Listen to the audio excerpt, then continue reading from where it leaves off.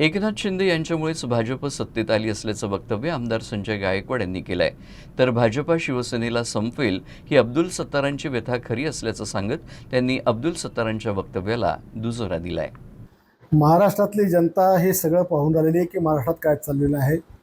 बाळासाहेब ठाकरेंच्या विचाराला तिरांजली मिळत असल्यामुळे 50 आमदारांना घेऊन एकनाथ शिंदे बाहेर पडले आणि त्याच्यामुळेच भारतीय जनता पक्षाला सत्तेमध्ये येता आलं आणि पुन्हा दुसरी सत्ता त्या ठिकाणी पाहता आली.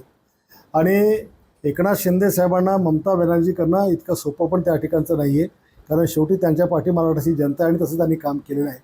अब्दुल सत्तार जे काही बोलले त्यांची ही व्यथा ही खरोखर व्यथा आहे. राज्यातल्या 2 कॅबिनेट मंत्र्यांना कशी मारहाण झाली त्यावर कारवाईसुद्धा काही झाली नाही हे उभ्या महाराष्ट्राने त्या ठिकाणी पाहिलं. अजितदादांच्या पत्नी सुनेत्राताई यांचा अर्थ खातंसुद्धा अजून त्यांना मित्रपक्ष आमचा देत नाही. त्याच्यामुळे त्यांच्याच सोबतसुद्धा आमच्यासारखाच खेळ होतो की काय असं आम्हाला दिसून राहिलेलं आहे. आणि माझ्या मतदारसंघातसुद्धा मी काही लक्षवेधी लावल्या तर भारतीय जनता पक्षाचे ज्येष्ठ मंत्री ते माझे लक्षवेधीसुद्धा लागू देत नाहीत. आणि भूखंड ज्या लोकांनी खाल्लेत, ज्यांच्या मी लक्षवेधी लावल्या त्यांना पाठीशी घालायचं काम देखील या ठिकाणी होतं. एक माझ्या मतदारसंघातसुद्धा मला मोठ्या प्रमाणामध्ये या माझ्या मित्र पक्षाचा म्हणजे अन्याय आणि त्यांचा हस्तक्षेप मला या ठिकाणी पाहायला मिळतो आहे. आणि हे या राज्याकरता चांगलं नाही आहे.